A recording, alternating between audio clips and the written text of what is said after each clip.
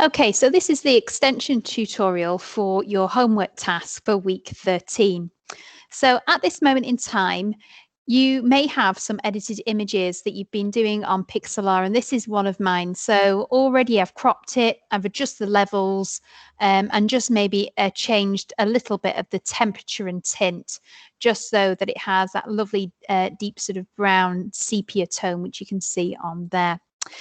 So we're now going to have a look at the process of adding overlays and layers.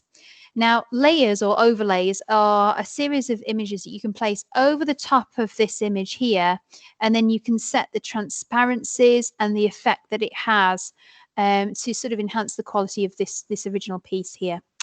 So the first thing we need to do is we need to add in an overlay.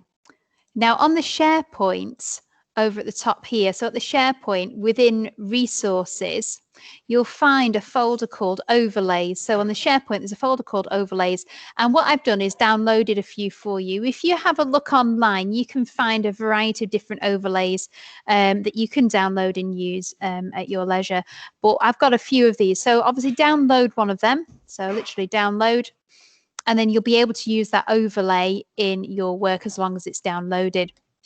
So go back onto PIXLR, then at the top tool here, go on to layer and add image as layer. So it's going to introduce another layer. It's a bit like tracing paper. We're going to put another tracing paper sheet on top of this original image.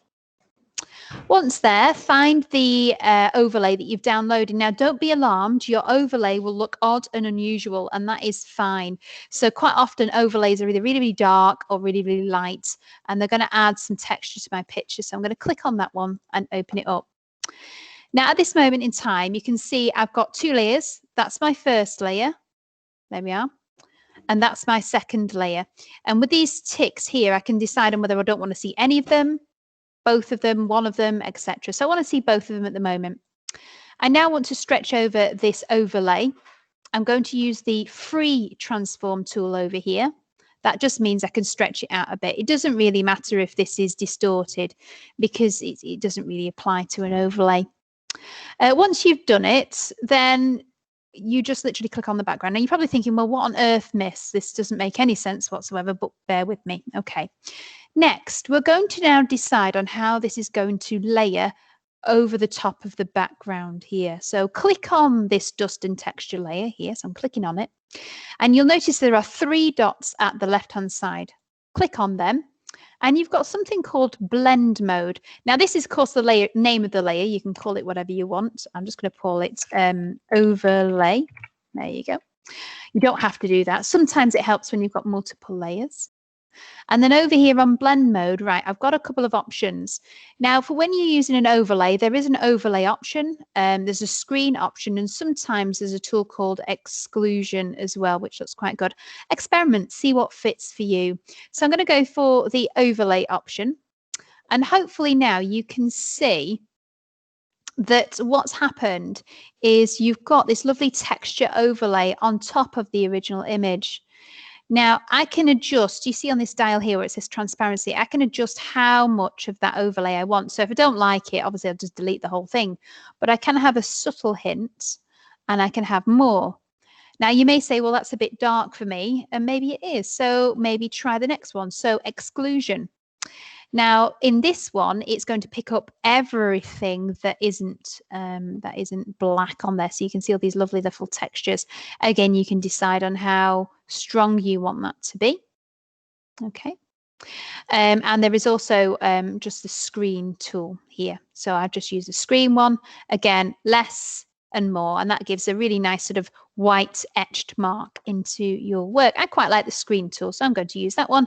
But you know, when I do lots of these overlays, I often change between some of these. Some of these are insane. I would recommend you use them carefully, but I would certainly say for an overlay, use screen or overlay or the exclusion tool on there. Okay. Now, you can as well with this overlay, if I just take this off, you may want to say, you know what, I want that to be more sepia to match with my work. That's absolutely fine. So let's get both of these on at the same time. And then with the overlay selected, You can then go on to adjustment, temperature and tint.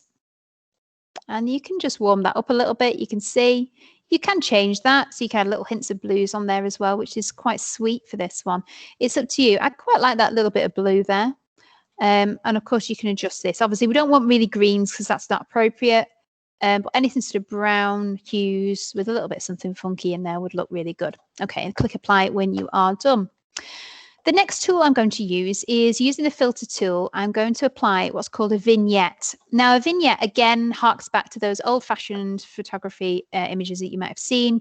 Think about Karl Blossfeldt's work, where over time, images can obviously fade. And the chemicals used to make the photographs fade, and they do fade over time. So by applying a vignette, you can give a fade. Can you see just on the leaves there? It gives it a very, very subtle transparency to it, which I think is quite special. So there's the vignette. Of course, if my screen was really dark, it would pick up more. Now, again, next bit, you may think, well, you know, I like that. Let's experiment some more. Okay, add another overlay in. So I'm going to go into layer. I'm going to add images layer. And here we go. Let's get another one in. Here's another one. Okay, once again, I'm going to speed this up now. So I'm free transfer. I'm going to just stretch that on.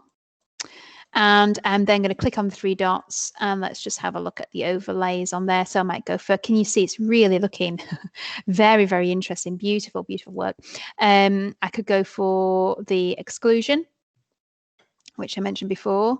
Can you see now that's really starting to look quite special? And then again, with that new layer selected, I'm just going to go onto the adjustments on temperature and tint, and just add a bit of warmth back in. Can you see? A little bit of a tint. Now, because I've got darkness over here, I can go back onto my vignette tool. And can you see that just creeping in a little bit of the edge on there? Lovely. Okay. Now, when you're happy with this, you can save it. And what it'll do is it'll sandwich all these layers together. You can do that yourself as well. So you can, if I just go on here, click on the three dots, can you see here, it's going to flatten image and I want that. I want to squish all those layers together and now we have our solid image. And of course, do feel free once you're at that stage to tinker around with the hue and saturation. I don't really want to go too much of this, but I might just add a little bit more color into those browns, a bit more richness, can you see on there, and apply. And of course, when you're done, brilliant. You can file and you can save, which you can do on there. And then you can download that file. And that's it. So in a nutshell, you've explored on there using layers, using vignettes. I've used multiple layers on these and just see where your experiments take you, but a very effective tool to use.